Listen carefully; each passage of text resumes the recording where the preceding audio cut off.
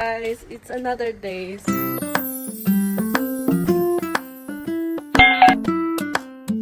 So, ito yung first day namin ni Dong Minghao and kakain kami ng breakfast. Including pala yung breakfast namin. Baby, Scott!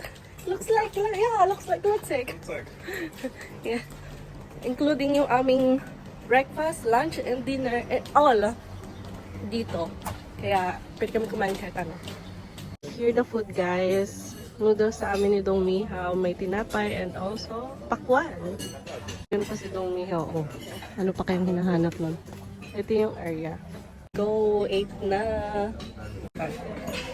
May orange dito. Tagal ko na hindi nakakain dito sa Pilipinas. Ngayon naman lang ulit. Dito pa talaga sa Zanzibar. Kainin kita. Pupunta kami guys sa beach kasi nasa French Beach lang kami and ito yung itsura niya. Do you wanna wear what's it called this? Beach trunk, Minghao? He's here. Taran! Oh, it's nice also. White na white din talaga ang sign niya guys. See? Ito yung view guys. Super pretty siya. Para siyang Boracay yung sun niya and also yung tubig malinis.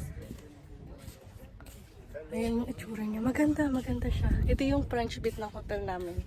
Anyway nga pala, hindi ko nababanggit sa inyo. Ito yung first day na honeymoon namin ni Dong Minghao. Are you happy to your honeymoon? First day honeymoon. Very? So, very, as always daw. We're good. Okay. Yeah, everything is okay. The beach is beautiful. Yeah. Yeah. Welcome, Zanzibar. Thanks. It's beautiful. Beautiful country, Yeah. yeah. It's very hot. Yeah. Guys, pupunta na kami sa beach ng Dong Minghao. Naka-outfit na kami panligo. Bukas pa kami mag-ikot-ikot dito. Like, mag-tour, islands hopping, ganon, snorkeling, something. And bukas, may pasabog din kami. I'm so excited. Maganda ang weather kasi hindi siya ganon kainitan. Hindi rin siya cloudy masyado. May times lang. Let's go. This is really nice choice for our honeymoon kasi yung beach nila super ganda din. Like in Boracay, guys. Right, Minghao? Also good choice in our honeymoon place. Right? Kasi yung una naming lugar na pinili ay sa Egypt and Morocco. But since wala na kaming time to get visa. Next time, Egypt. Oh, yeah. Because also nice, right? Yeah, it's not Kasi nakita namin siya nasa aeroplano kami and nag-layover kami ng mahigit 1 oras doon sa Egypt. Nakita talaga namin kung gano'ng kaganda at kalinis din yung beach nila doon. Kaya next time, pag may time, this time kasi wala talaga kaming time na kumuha ng visa. Si Minghao, no need na ng visa, pero sa akin kailangan. Wala na kaming time. So kung kukuha pa kami ng visa, very late na yung aming honeymoon kasi na-delay yung aming honeymoon gawa ng nagkasakit kaming dalawa. Kaya ngayon lang na diretso yung kaganapan sa aming honeymoon. Yeah, this is very, very beautiful. Ayan na. Ang dami ng tao kanina. Kakaunti pa lang pero ngayon madami na. Look at. Bilad, Jai! Time na maging tan ulit. Kasi mga tao sa Europe nagpapaikot. Sabi ko naman sa inyo, it's very expensive. When you are living in 4 season, ayun, nagagastos pa sila para magkaroon ng brown skin. Unlike pag brown skin. Oh my God! Look at the water, Minghao. It's low tide. Oh my God! Guys. Ito na nangyari sa tubig, guys. Ayun na siya doon. Low tide kasi. Here. How's the drink, Minghao? How's the alcohol and everything? It's good. Enjoy na enjoy si Dodong Minghao, guys, kasi all-inclusive siya. Anytime, pwede kang mag-inom kahit anong drink. Basta yung available sa kanila.